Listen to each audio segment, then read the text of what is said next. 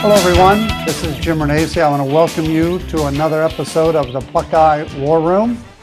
I want to thank you for joining. Jim, for those of you who don't remember me, I was a four-time congressman in Ohio's 16th district, ran for the U.S. Senate in 2018 against Sherrod Brown, and then also ran against Mike DeWine in the 2022 primary.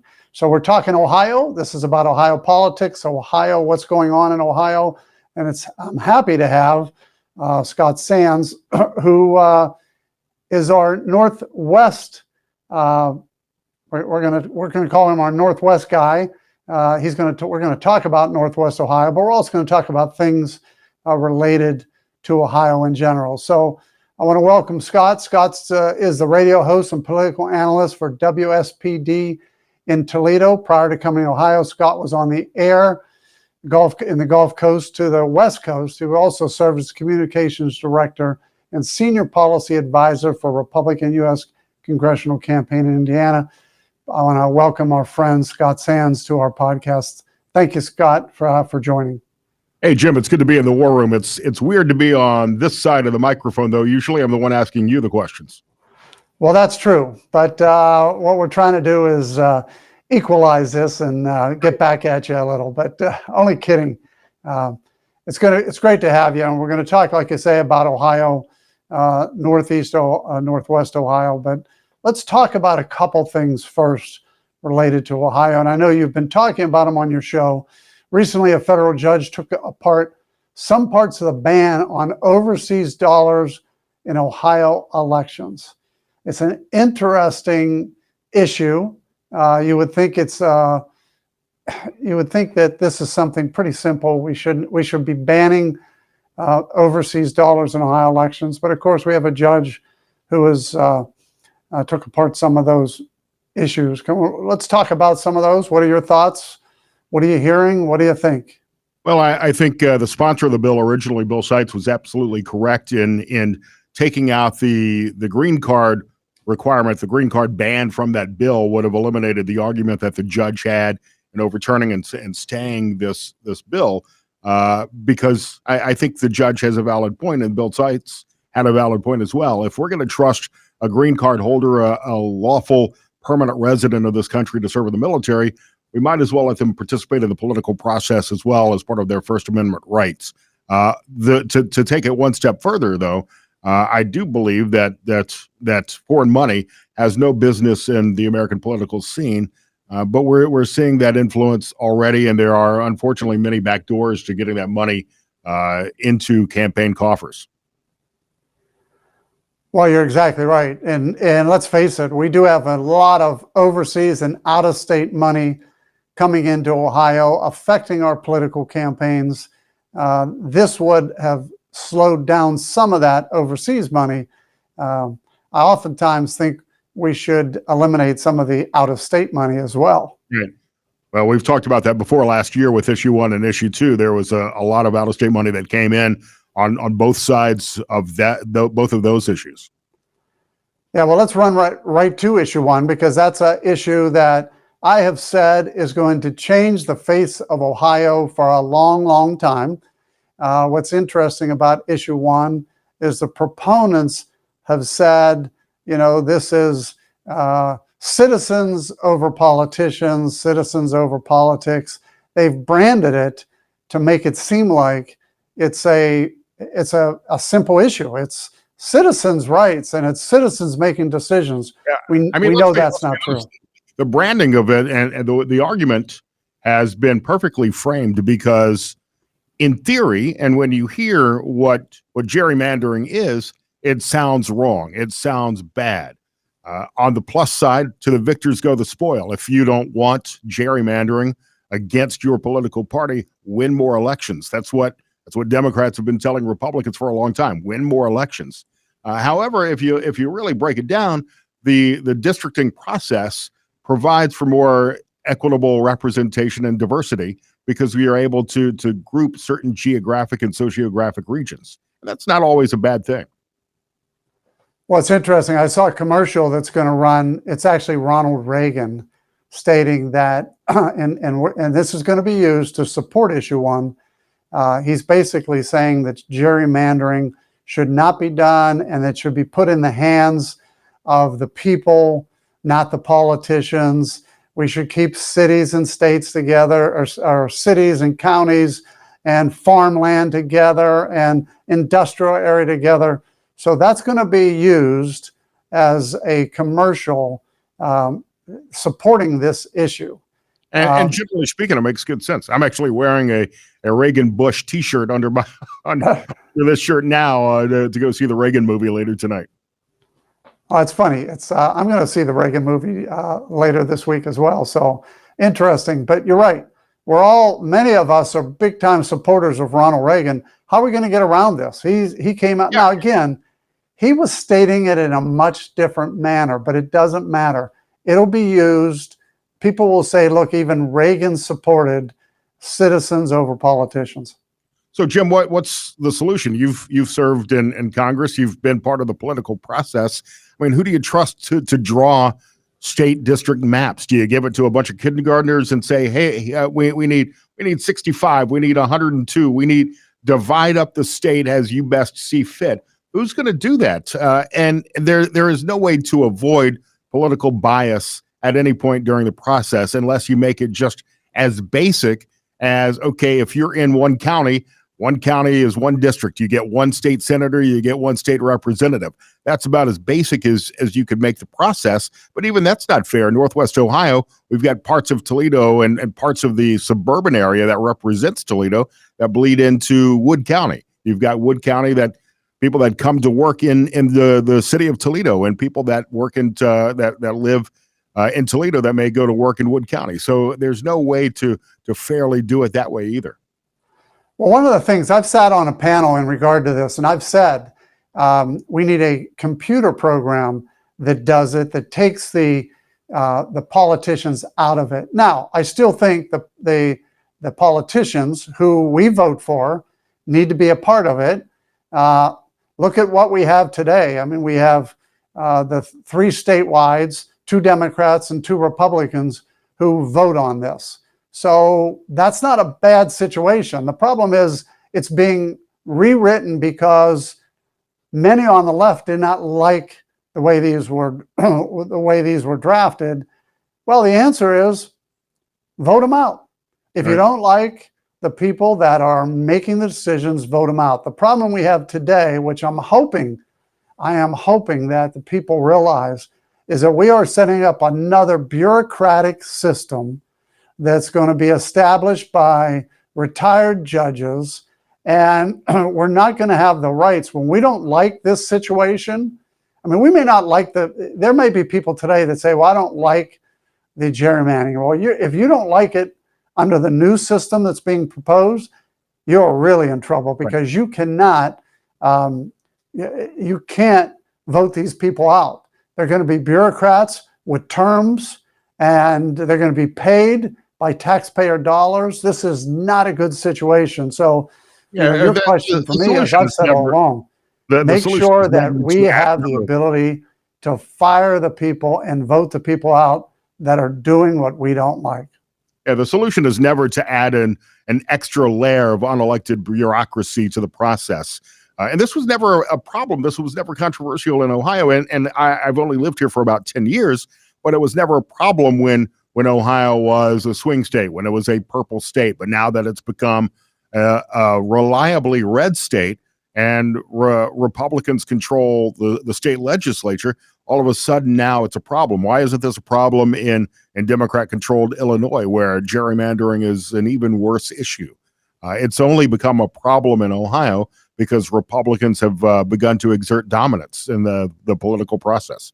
And even with that, and I'm sure we'll talk about this here shortly, this is still a state where Sherrod Brown can be elected senator, where Marcy Kaptur can be a congresswoman for 42 years, even though there are Republicans who are in every other state elected state office. So Democrats do have opportunities in the state.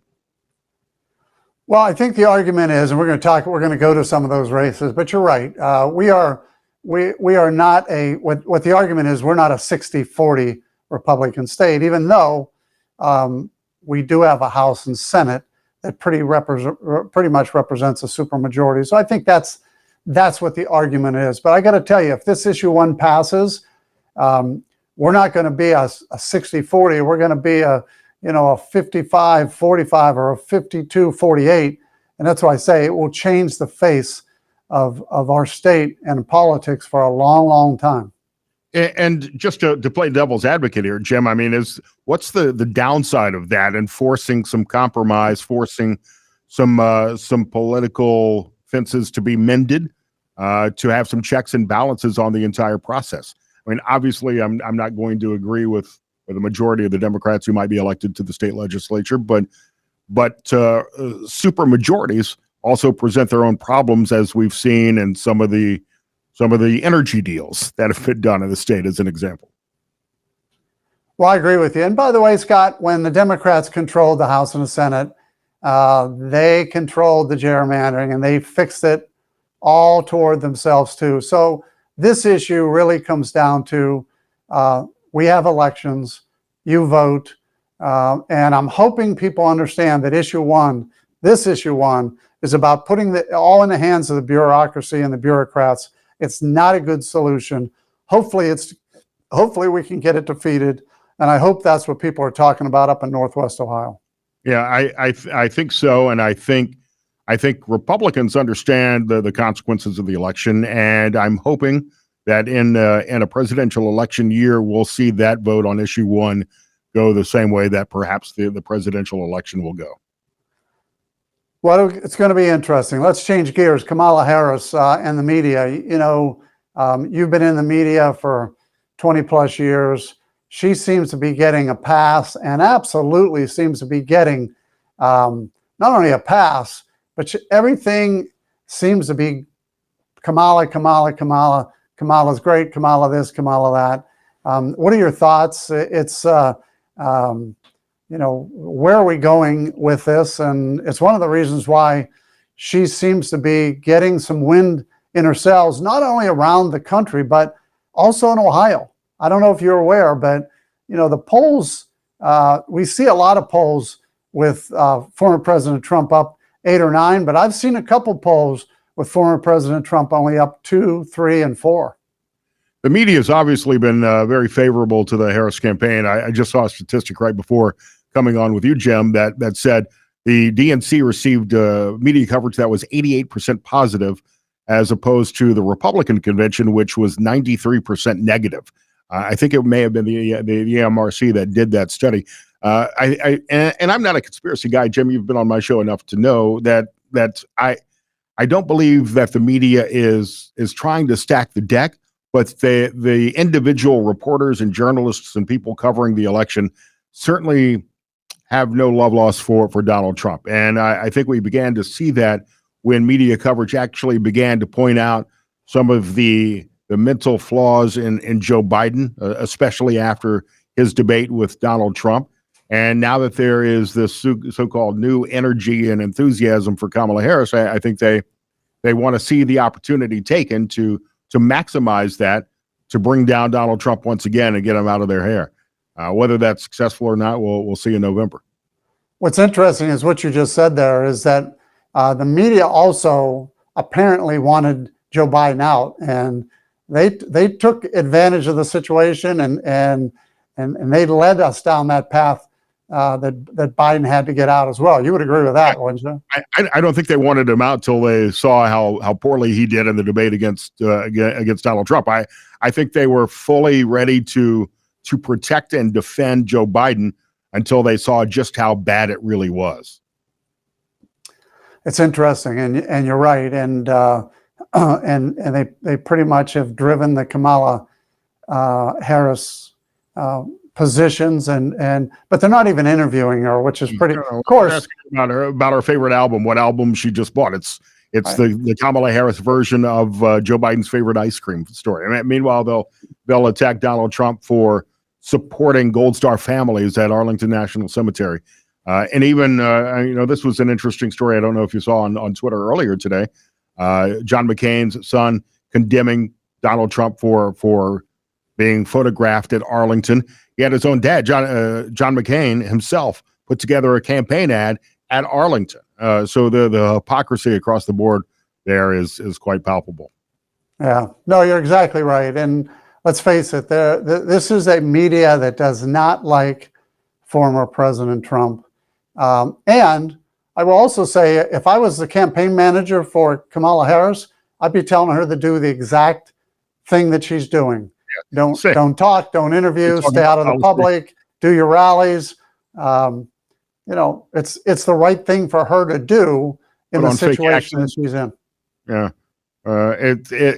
Even today, her campaign staff refusing to answer questions about her current stance on reparations. So that even her staff, which had been leaking these flip-flops on certain policies, including electric vehicle mandates and the like, decided, you know what? We don't have to put policies up on the website. We don't have to talk about any issues. We can just run on, instead of hope, as Barack Obama did, we can run on joy. And so far that seems to be a strategy that's working for him. No, you're exactly right. Well, let's talk about some Ohio races. You have the pulse on Northwest Ohio in that region. What are your thoughts on the Marin race? Where do you think that's at? I mean, I can tell you what I hear, but you're on the ground, you're there. What are your thoughts? I think the people, there are a lot of people in Northwest Ohio that recognize Marcy Kaptur has been in office too long, now at 42 years. And as we've talked about, only passed 5 pieces of legislation. 2 of those, I think, were post office names. In her 42 years, has never chaired a committee during her tenure in Washington. And I think that there are a lot of people who recognize that it's time for a change. However, Marcy Kaptur, with that 42-year incumbency, certainly has better name recognition. She's got more money behind her. That said, I think the tide has begun to turn for Derek Marin, who is facing, I think, a challenge of name recognition in parts of District 9. However, he's also proven that he can beat Democrats. His local district in the state legislature is a Democrat district, and he won there by +4. And much of District 9, much of Ohio 9, encompasses his home district. Hopefully, that's a good sign going into this. Well, I know his district is an R+3, I believe, which gives you a little bit of comfort that he should be able to win. Thanks to the gerrymandering that we were talking about a little while ago. One of the spoils that might go to the victors if successful, but it's not going to be a cakewalk. Even if this district is now showing as R+3, it's still, I mean, it's frankly going to be hard to beat Marcy Kaptur in this district where she's been so long, and so many people like her, even though they can't name one accomplishment she's had for this area.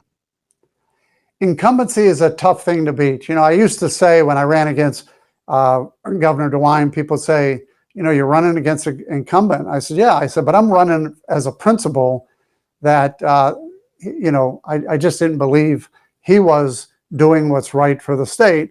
But still, incumbents win 94% of the time. And I used to tell people that. I said, this is never easy. It's never easy. So it's not going to be easy for Derek to defeat an incumbent, especially a 42-year incumbent, because you hit the nail on the head. She's got her roots into the community, and there are probably some Republicans that like her just as well as Democrats. And I mean, she's got, I think, a 5-1 margin in finances to Derek Marin. It's going to be hard to overcome, but I pulled out a list of endorsements that Derek had received recently from the Toledo Police Patrolmen's Association, the Command Officers Association, U.S. Chamber of Commerce, Club for Growth, NFIB. I mean, he's getting, especially with the law enforcement leaders in District 9, he's getting some endorsements that Marcy Kaptur had previously won. Wow. Well, that's good. That's good to hear. I mean, he does have an uphill battle, but as we said, the gerrymandering of that district gives him a little edge. Her incumbency gives her an edge. It'll be interesting to see where we end up. I'm optimistic about Derek Marin and also Kevin Coughlin in his race, which I'm not following as closely, obviously, but it would be a huge victory in D.C. to flip these 2 seats to the Republican column.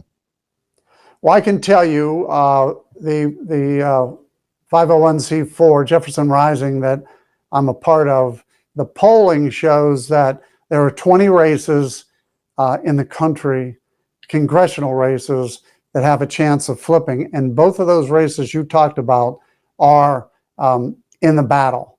The sad thing is, you have those that are higher up and lower up in the 20.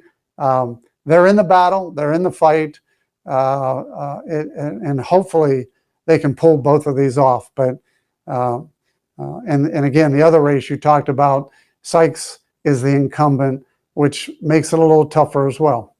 Yeah.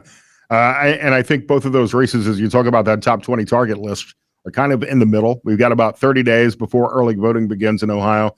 And I think both candidates need to be able to increase their name recognition as much as possible. I know the Derek Merrin campaign has an increased spend. They're up on radio, TV, billboards now in District 9. Hopefully that'll help with some of the name recognition factor. And it's that time of the year where people are starting to pay a little bit more attention to the race as well. I don't think we'll get Marcy captured to a debate, but they can certainly ask. Yeah, well, again, we'll have to keep an eye on those and see what happens. Anything can happen in any races, as you know. I tell everybody, political races and changes occur in the last 30 to 45 days, and we're starting to get into that. Let's change gears and talk about the Senate race. It's another look. In the beginning, there are 8 Senate races that I can tell you that the NRSC is looking at. Ohio is in those, is one of the states, one of the 8 seats. We also just learned that the NRSC has decided to pull out their dollars that they're going to spend in Ohio. They did that to me, of course, 6 years ago as well, because Ohio is a very expensive state. But what are you hearing about Bernie Moreno and, of course, Sherrod Brown? I think Bernie's facing some of the same challenges that Derek Merrin is here in District 9, is a name recognition issue against an incumbent who's got a lot of money. I'm optimistic about the race. I think the more votes that we can get out to the polls for Donald Trump in Ohio, the better Bernie Moreno will do. But he run a campaign against Sherrod Brown too. You know that he can come across as likable, as a blue collar, working for you kind of guy, populist, even though he votes 99% of the time with Joe Biden and Kamala Harris and other liberals in the Senate.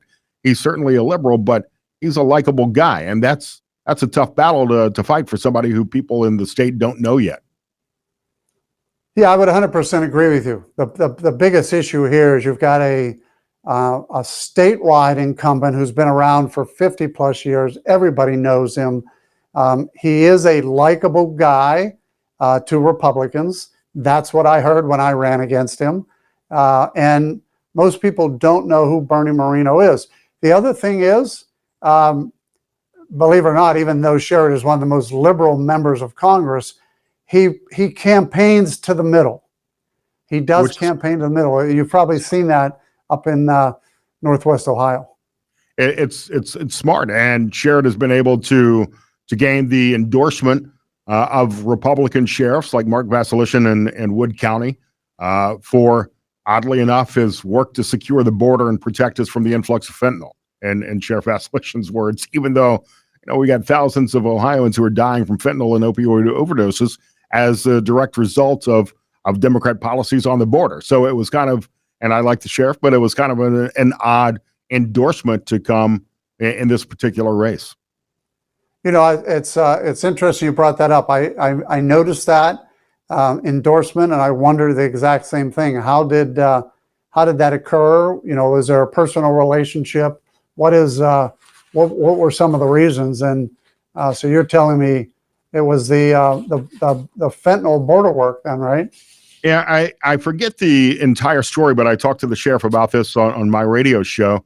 Sherrod Brown invited Sheriff Vasilishin up to the State of the Union address. I forget what the catalyst was for that invitation to occur, but apparently during their meetings, during that time in D.C., they found some common ground on that issue, which, again, is as surprising as horrible as Sherrod Brown has been on border security. Well, it's funny. I was in Washington, and I got to tell you, I won over a lot of hearts and souls of people that I invited to the State of the Union address. So there's a charm about that, I guess. Must be the answer. That's interesting, because you're exactly right. I had people who were anti-Renacci who became pro-Renacci after the State of the Union. So that's an interesting piece. But yeah, I would agree with you. Look, there was a poll just came out yesterday. Bernie's down 5.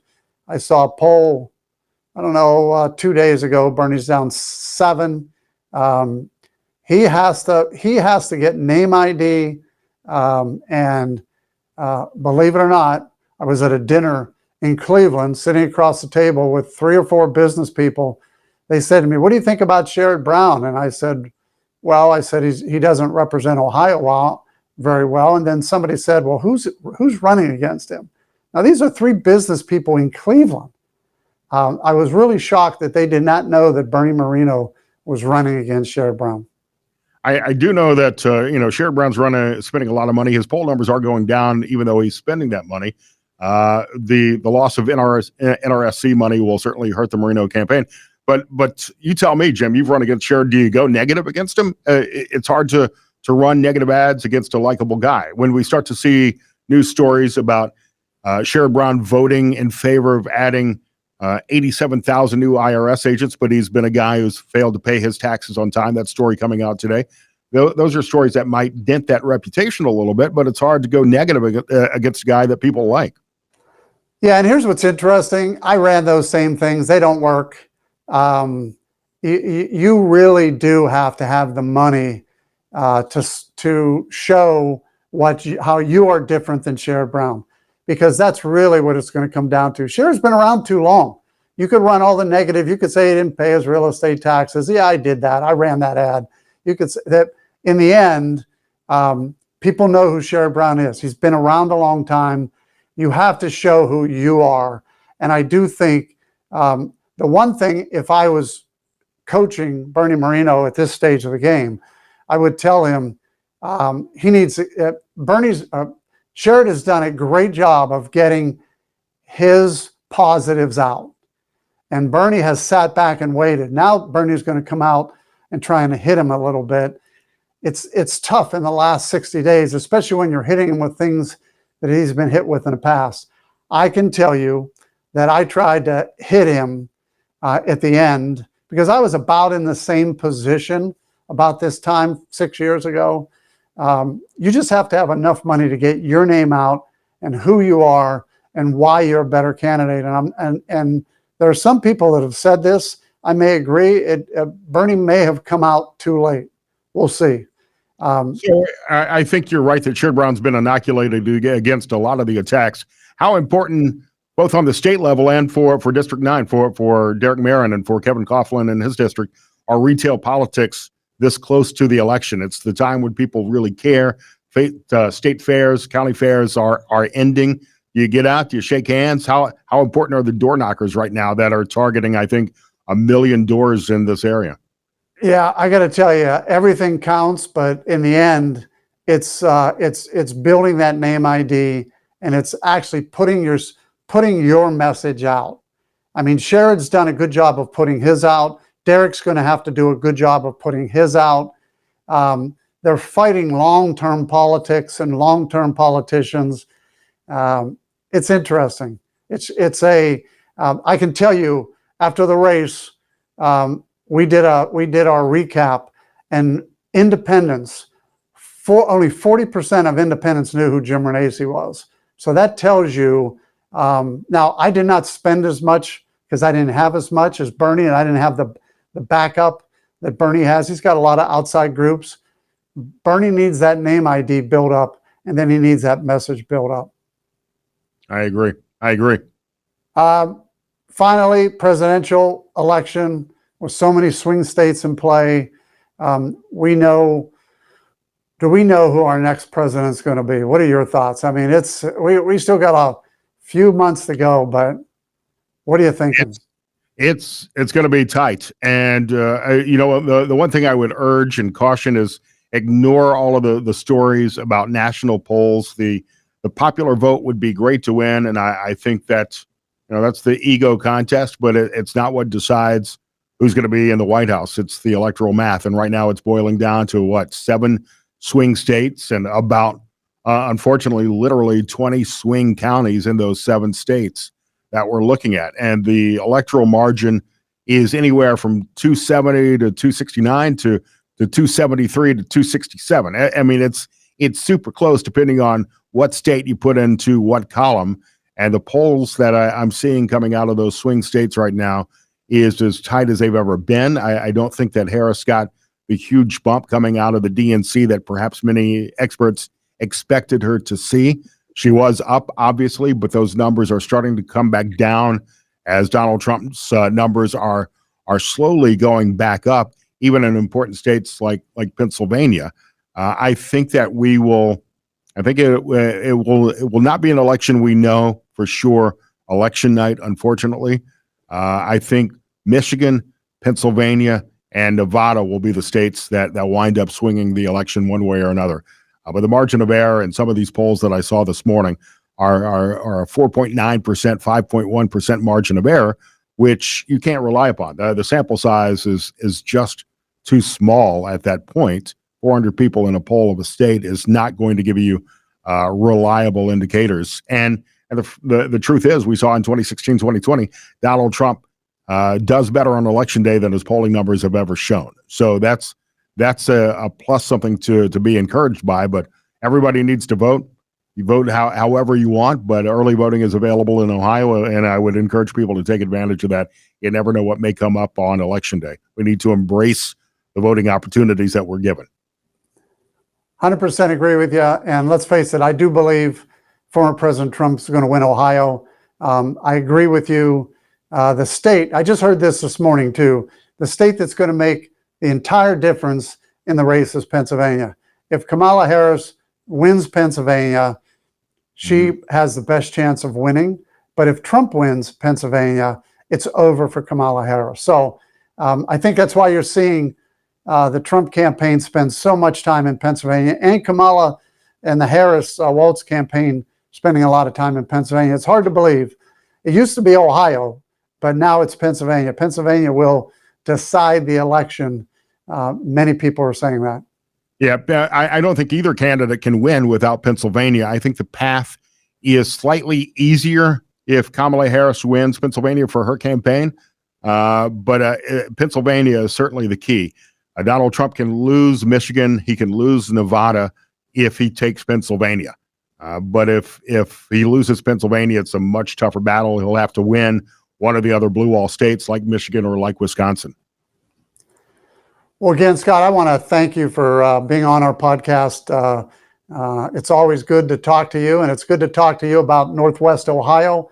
But it's also your background experience and your history is so helpful when it comes to politics and judging some of these issues. So thanks again. Appreciate having you on. Maybe we'll have you on again after November. But thanks for your insight and all that you do, especially up in Northwest Ohio. Anytime. I look forward to our next conversation on my show, Jim. Thank you so much. And look, this was another episode of the Buckeye War Room. I want to thank you all for listening in as we talk about politics, Ohio, national politics, as we move forward toward November 2024. Thank you again.